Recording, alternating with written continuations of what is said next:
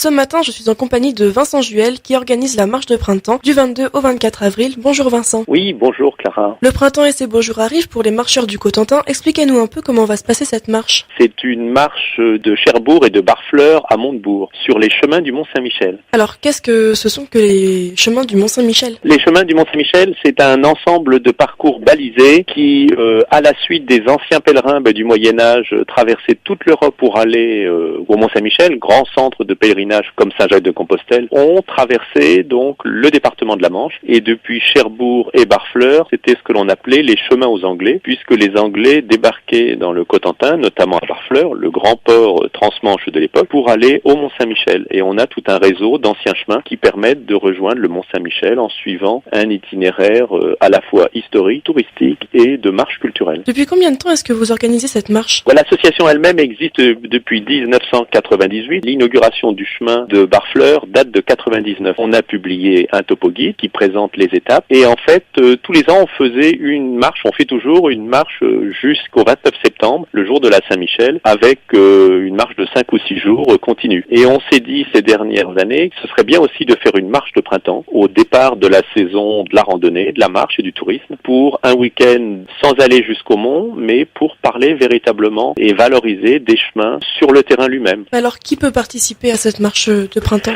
Tout le monde peut participer, c'est ouvert effectivement aux membres de l'association, mais à tous ceux qui s'intéressent à la marche, à la randonnée, au plaisir de la découverte des paysages, du patrimoine et de l'histoire. Il y a des marcheurs qui viennent de toute la France. Il y avait à la dernière marche plus de 21 départements qui étaient représentés. Le rendez-vous sera à la gare de Cherbourg pour ceux qui viennent en train ou en voiture et on s'occupe de leur hébergement, de leur restauration, des transferts. Donc ça, c'est la formule au forfait. Mais pour tous les autres, il y a la participation à la journée. C'est-à-dire que samedi matin et dimanche matin, on peut marcher ce qu'on appelle à la journée. C'est-à-dire que le soir, le bus que l'on a affrété vous ramènera à votre point de départ. Vous demande simplement de vous inscrire et de participer aux frais de bus et de contacter l'association au préalable pour qu'on sache au niveau des places. Quand on voit aujourd'hui sur les chemins de Saint-Jacques-de-Compostelle l'ampleur du phénomène et le nombre de marcheurs et tout ce que ça apporte notamment